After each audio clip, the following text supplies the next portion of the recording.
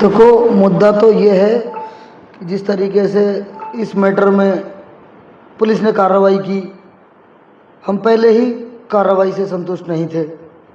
हमने जो मुलजिमों की लिस्ट दी, जिस तरीके से हमने लोगों को समझाया कि एक ग्रुप ने 15-20 लोगों के ग्रुप ने इस लड़के को मारा है, पंचायत करने के बाद पंचायत में बहुत सारे लोगों ने दंगा भड़काने की कोशिश करी। उन्हीं लोगों के कहने पे बहकाव में आके इन लड़कों ने इस लड़के की हत्या कर दी, जिसका न लड़ाई झगड़े से कोई लेना देना था, न वो लड़ाई झगड़े में था। एकदम गरीब बच्चा, शरीफ बच्चा, उसको इन लोगों ने मार दिया। उसके बावजूद 10 दिन बाद, 15 दिन बाद पुलिस एक अपराधी को पकड़ती है। अपराधी को पकड़ने के बाद पुलिस अपनी जांच करती है।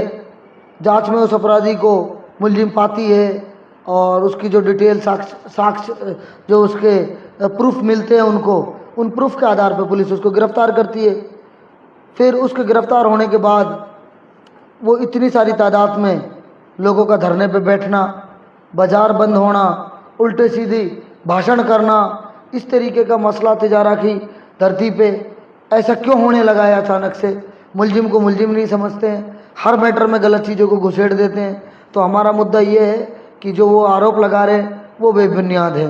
पहले ही हम लोग पीड़ित हैं, परेशान हैं। आपने देखा होगा वो बच्चे की माँ और उसकी छोटी छोटी बच्चियाँ कैसे यहाँ परेशान होकर आज एसपी से मिले, कैसे रो रहे हैं, वो कितने दुखी हैं।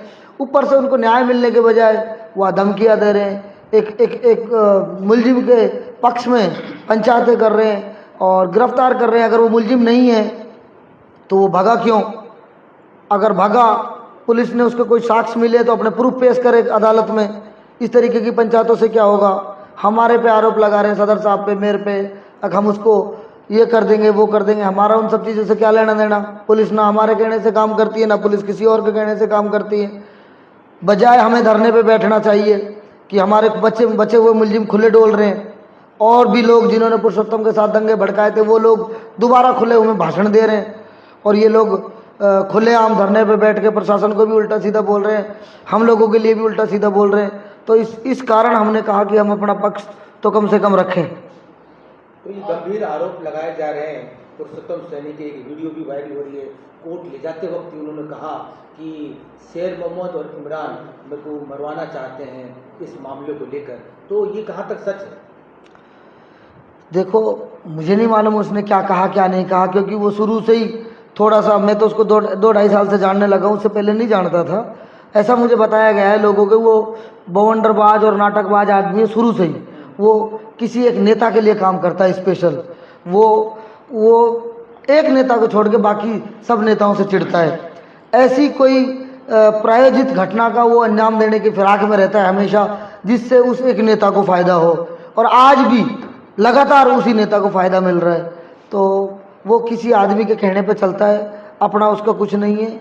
सब लोग बाज़ार में भी दुखी हैं उससे, सारी बिरादरियों में लोग ऐसे हैं, 3600 बिरादरी में, जो उसके नाटकबाजी से और जिस तरीके का वो उल्टे सीधे बयानबाजी, कोर्ट कचहरी, पुलिस से झगड़ा, एसडीएम से झगड़ा, और कितना बड़ा अपराधी है वो, कितनी एफआईआर है उसके नाम।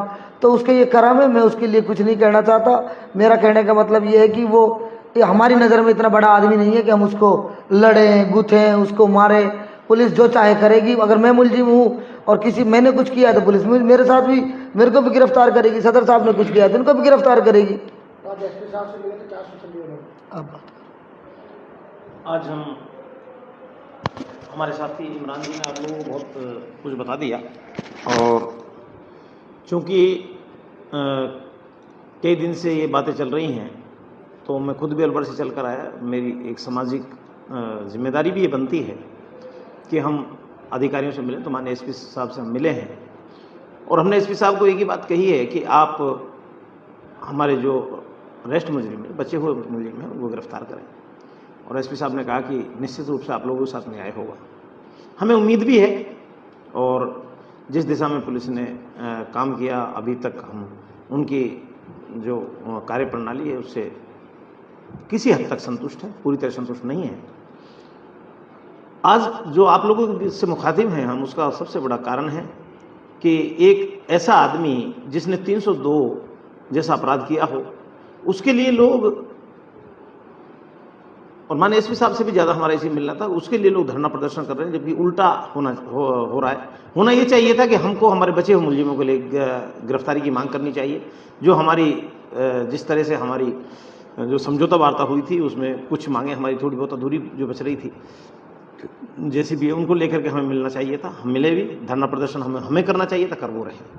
अब रही सवाल उसकी कि भाई वो आदमी ये कहता है कि साहब मुझे इमरान मरवाएगा, मुझे शेर मोहम्मद मरवाएगा, तो मतलब हु इज़ पुरुषोत्तम? मैं तो जानता ही नहीं उसको, कौन है पुरुषोत्तम, कहाँ का रहने वाला है, कैसा है। लोगों से सुना है कि उसने इस तरह की हरकतें, अब नहीं, पिछले विगत 15 साल से। और एक बार मैंने इसका नाम पहले भी सुना था, करीब 2-2.5 साल पहले, जब ये हरियाणा मेवात के फिरोजपुर जिरका में भी इस तरह के बहुत उलझुलूल, वो वीडियो मेरे पास है नहीं, मैंने वो वीडियो उस वक्त देखी थी। बहुत मतलब वो शब्द ये बोलता है जिन शब्दों से शर्म भी शर्मा जाए, इस तरह की बातें ये करता है।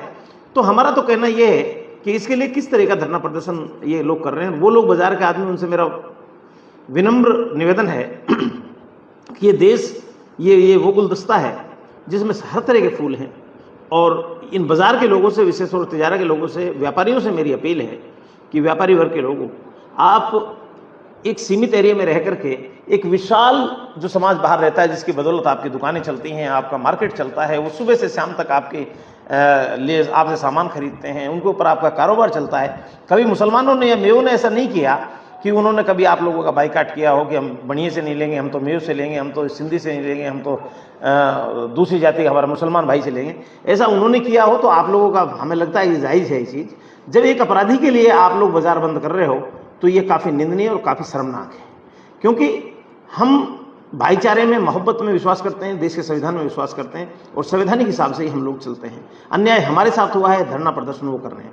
अब मेरा उनसे ये कहना है कि आप चुनाव को मद्देनजर रख के और आप इस तरह की हरकत ना करें, और इस हरकत से आप कभी, मैं तो उन नेताओं से कह रहा हूँ जो नेता वहाँ पर भाषण दे रहे हैं, इस तरह के भाषणों से आप कभी नेता नहीं बन सकते।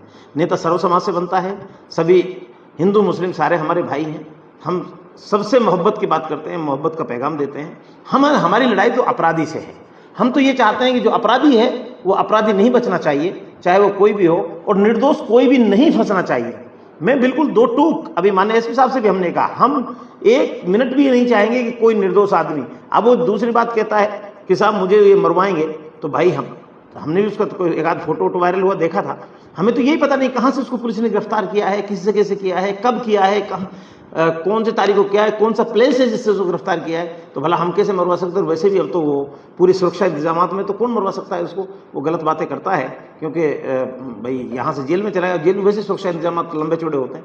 वो इस तरह की बातें नहीं करे, बौखलाया हुआ है, अपराध किया है तो उसको स्वीकार करना चाहिए कि अपराध मुझसे बना है और उस अपराध की सज़ा उसको मिलनी चाहिए। ये हमारा कहना है कि इन लोगों को यहाँ भ्रमित नहीं करें। हमारी मेवात जो खुशहाल मेवात है, जिसमें मोहब्बत और भाईचारा के लिए जो जानी जाती है, उसी को बनाए रखें और इस तरह से राजनीति ना करें। यहाँ पर आप ये देखिए कि अलवर ज़िले से, जब अलवर ज़िले में बहरोड और विशेष तौर से बानसूर, जिसमें कि मुसलमान ना के बराबर थे, उस वक्त भी हम लोग कम से कम 30% में डोमिनेट करते थे। आज स्थिति ये हो गई कि दो बड़े शहर कस्बे उधर चले गए कोटपुतली की तरफ, उसके बावजूद तिजारा और अलवर बना। इसमें हम आधी आबादी में हैं, अलवर में हम आधी आबादी में, उसके बाद में हमको धरना प्रदर्शन यूँ नहीं करते कि चुनाव का समय है और माहौल नहीं इससे बिगड़ना चाहिए। यही हमारा पहला उद्देश्य होना चाहिए, भाईचारा का पैगाम देना चाहिए। रहा इस आदमी का सवाल, तो इस आदमी जिस तरह से आग उगलता है, तो ये हमारा वो नहीं, सारे रिकॉर्ड पे ऐसी चीज़ें हैं कि भाई किस तरह से ये बोलता है। और इसने एक बच्चे को मरवाया, निर्दोष बच्चे को मरवाया, आज उसके बच्चे रह गए छोटे छोटे। तो जो आपने अपराध किया है उसकी सज़ा तो आपको मिलेगी। अब आप ज़बरदस्ती के इस तरह से रोते फिरें कि मुझे वो मरवा रहा है, मुझे ये मरवाएगा, तो उससे कोई होने जाना नहीं है। हमारा तो एसपी साहब से कहना ये था कि साहब आप जो है कानूनी कार्रवाई कीजिए, जो आदमी से मुलजिम उनको गिरफ्तार कीजिए, और जो आदमी इलीगल हमारे लोगों को आप धमकियां दे रहे हैं, आप उनके खिलाफ भी कार्रवाई करें। हमने सीधा एसपी साहब से कहा है, अगर हम लोग हमारे समाज को इकट्ठा होकर के व्यक्तिगत किसी समाज को धमकी देंगे तो हमारे खिलाफ भी कार्रवाई हो।